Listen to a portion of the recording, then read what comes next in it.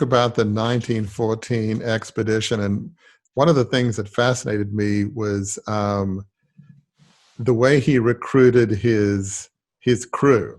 I mean, there's a lot for modern leaders to understand. So tell the listeners a bit about his recruiting methods, which still to this day people don't tend to use.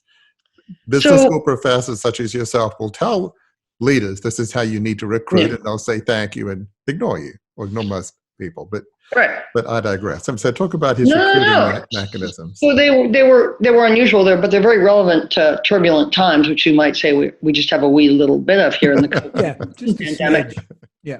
And the way I would characterize what he did was to hire for attitude, and then kind of tweak skill, do some nurturing of certain skills, but hire for attitude. So Shackleton, who incidentally, my friends, had 5,000 applicants for about 27 spaces on his expedition team, he would ask everyone that came into his office in London to do a kind of what today we call like a short audition, sing a song, do a dance.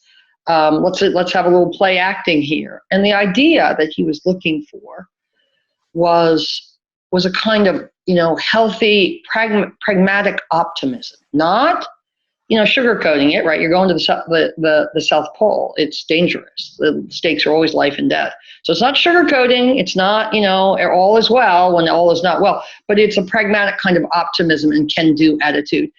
It is rumored, we can't really corroborate this, but it makes a good story, that he placed an ad in the London Times that read something like this: men wanted for hazardous journey, long days, long nights, cold days, danger all around, safe return uncertain, honor and glory in case of success.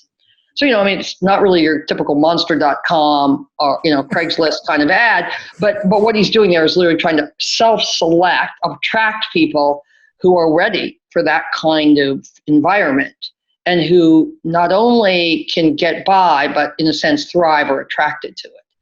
And absolutely, so that's what he does. And I'll tell you one last comment, Warwick. I know this story.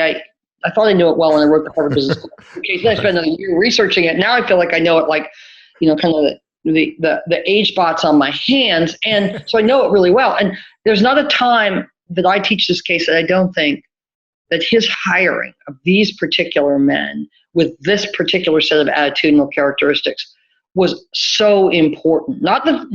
Shackleton's leadership mattered a great deal, but he had the right material.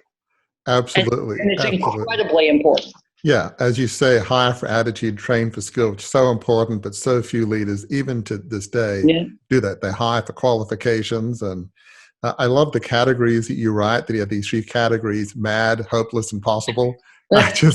Obviously it's the possible. He had a sense of humor, which I find very endearing.